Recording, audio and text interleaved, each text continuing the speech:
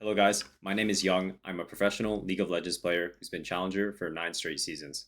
I've played Akali at the highest level in both solo queue and competitive play, and today I'm going to give you guys a quick, easy beginner guide to help you start dominating your games with her. Thanks for watching. Peace. Let's get into items and builds. So, for starting items, you're either going to go D-Shield or D-Ring. You go D-Shield versus heavy poke champs, so think like Vex, Syndra, Zoe, stuff like that, where you're going to get hit in lane a lot. You should go D-Shield. You go D-Ring versus champs you fight back a lot. Think like Sylas, Zed, Irelia. That's when D-Ring is better.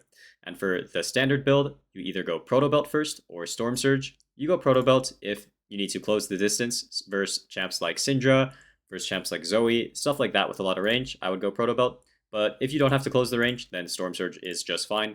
And then you build Shadow Flame, and depending if the enemy has a lot of MR, you go Void Staff. If not, you can skip Void Staff and go to Rapidons, and then you can round out your build with Zhonya's.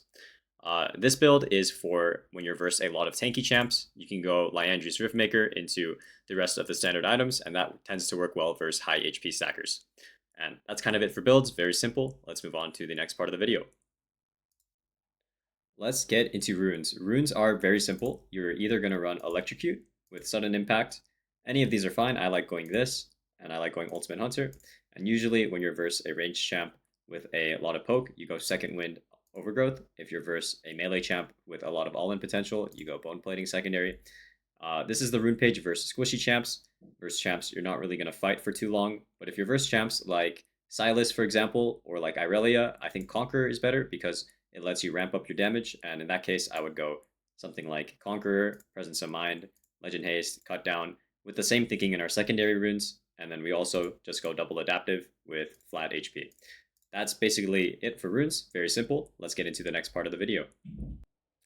Let's get into her abilities. The most important thing is her passive. Every time you land an ability, there will be a circle like this, and when you walk out of the circle, you get an empowered auto attack, which does a lot more damage and restores energy.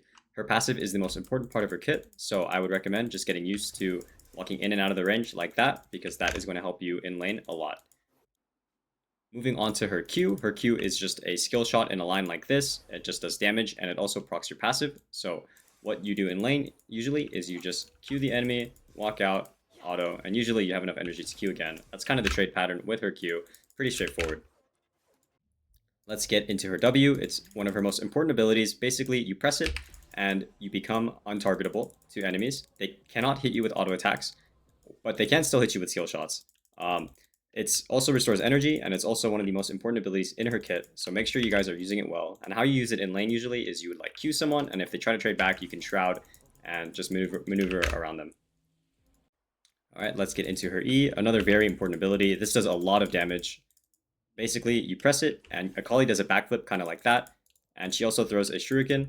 If the shuriken hits, there's a mark above them, and if you press it again, you dash to them, and it does a lot of damage.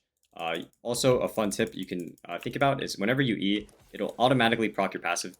So you can always have that auto E procced as long as you hit them with the shuriken. As you guys can see, it always procs your passive. So keep that in mind. And usually in lane, the trade pattern would be like Q, something like this. Maybe you could Shroud, just stuff like that. Let's get into her ult. This is a really fun ability. Basically, the first part of your ult is as long as the enemy is in range, you kind of dash through them and you do a bunch of damage. And then the second part is you can dash anywhere you want, and if you happen to hit an enemy, it'll deal damage. An important thing to note is your first part of your R cannot be cast freely. The champion has to be in range, but the second part can be cast anywhere. So you can always use your ult as an escape. Maybe someone's chasing you, you can go like this maybe, and then just run away. There's so many uses to this ult, so you have to be really creative when you play, but that's the gist of her ult. Here I'm going to explain kind of the most important things you should know when trading and using your abilities in lane. I think the most important combo you guys should get used to is just queuing, stepping out of your passive range, autoing, queuing again. This is kind of your basic combo that you're going to do a lot in lane.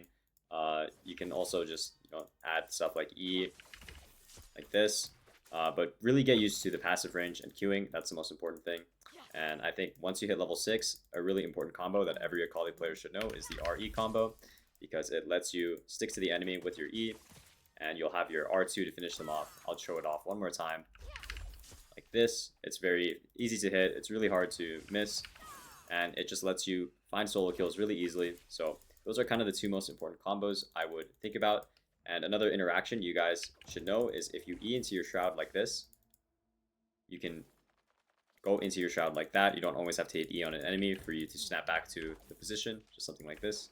So yeah, that is kind of the most important things I would know. And yeah, that's it for my quick 5-minute beginner guide. This video is really aimed towards beginners who are just getting into Akali. If you want a more advanced guide covering laning and team fights, I have a 3-hour long video guide on Akali that I'll link in the description, so check that out. But anyways, thanks for watching, guys, and peace.